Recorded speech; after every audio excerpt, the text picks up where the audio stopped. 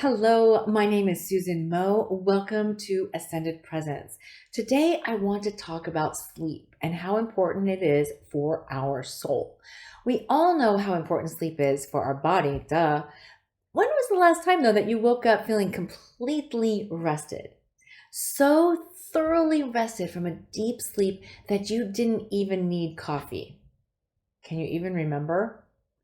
We all know that horrible feeling when we are so tired we can't think, or we're so drowsy we can't keep our eyes open. Maybe we're extra emotional from just a night or two of poor quality sleep. It's more than just a bad feeling, though. Research shows that driving sleep deprived is actually more dangerous than drunk driving. It's clear when we're exhausted, but we might not be as in tune with what it feels like to be chronically tired. We're so used to external stimulants like coffee and tea to get us through the day, and then maybe a nice glass of wine to help us relax in the evening. It all just seems normal. Protect the asset. After his own burnout, author Greg McKeown's new mantra became protect the asset, with the asset being himself. In his book, Essentialism, The Disciplined Pursuit of Less, highly recommend, by the way, McKeown dedicates an entire chapter to the importance of sleep and taking a disciplined approach to prioritizing it. His research found that a good night's sleep makes us more productive, not less. And he discovered that sleep is a primary driver of peak performers.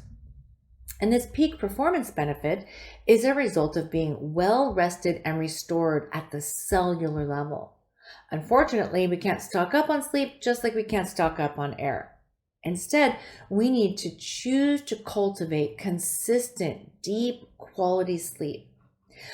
Clearly, life circumstances can make chronic fatigue nearly an unavoidable reality. Say, if you're caring for a loved one who's ill, or maybe you have a newborn at home, or you're caring for an elderly parent, maybe you're working two jobs just to make ends meet. These are all very legitimate reasons for not being able to get a good night's sleep on a regular basis. For the rest of us, though, prioritizing sleep or not is a choice. Yes, that's right. We choose whether sleep is important to us or not. Now, we know how sleep affects our bodies, but did you know it's important for our soul as well? Sleep is not just for productivity, health, and longevity. I hate to break it to you. The Western perspective of sleep emphasizes its impact on productivity, health, longevity, with maybe some psychological benefits thrown in for good measure. When we measure these body benefits, however, we miss how critical sleep is for us as souls. Nature sleeps and rejuvenates. Everything in nature has its time of restoration. The day sleeps during the night, animals go into hibernation, there are high and low tides, fruit trees go dormant in the winter, even fish sleep. Humans, with our egoic thinking, however, believe that we are superior beings. We perceive our lives as above our earth, not as an integral part of her. We think we don't need to be in harmony with natural cycles of light and dark because we can control the temperature of our homes and lengthen our days with artificial lighting. We can hack nature with caffeine or adaptogens. Maybe we have the unconscious belief that we haven't earned a good night's rest if we haven't put in a good day's hard day's work. Soul work during sleep. When we tune into ourselves at the soul level, not only do we recognize that we are one with nature, we give ourselves permission to sink softly into her natural rhythms and appreciate each for its inherent value. We can enjoy the process of restoration rather than feel guilty or bad about it, judging ourselves as lazy or unproductive. And then we have the astral plane. Because besides being in sync with the natural rhythms of nature, when our bodies are in deep rests, our souls can leave and reconnect with source energy on the astral plane. We can also connect with loved ones who have crossed. Because when our brain, with all of its limiting beliefs and doubts and fears, is slowed down during sleep, it's easier for us to connect with loved ones who are no longer in bodies, or even ancestors we haven't met in this lifetime. We also get greater dream guidance. We have a greater chance of recalling our dreams when we are deeply rested.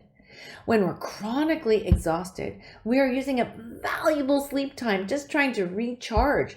There's no bandwidth for spiritual guidance from the other side, our guides, or our dreams.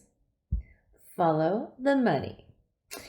Businesses like to keep our attention on the body perspective of sleep because then they can sell us solutions such as blackout curtains, cooling mattresses, blue light blocking glasses, and synthetic sleep aids.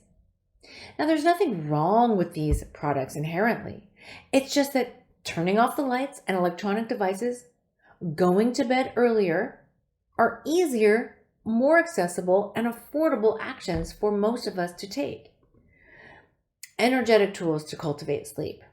What's most helpful, however, are the energetic tools that we have available to help us fall asleep faster, stay asleep longer, and sleep more deeply. This also makes it easier to connect with loved ones if we wish.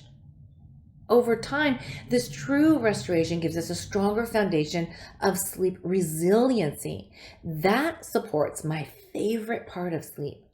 When we reconnect with our higher source for guidance, we are then given those messages via more meaningful dreams. And we're learning all about dreams and sleeping in our practicum sessions, in addition to a bunch of other things. So if you would like to have a sneak peek into what the practicum is like and maybe join us at some time when the doors open, I'll leave the links for the March last year, the sleep and the dream. Okay. So if you would like to learn more about what we're doing in the practicum, maybe get a little taste of it without committing to a subscription service, I'm going to link to one-off product things that you can buy for the sleep practicum and the dream practicum, or you can buy them both as a bundle or something. And those will all be in the notes below. And I'd love to hear how you're dreaming and let us know if you'd like to join the practicum and get on the wait list for that too. So in any case, I hope you enjoyed this session on sleep for both our bodies and our soul. And I wish you wonderful, sweet sleep. Thanks for listening.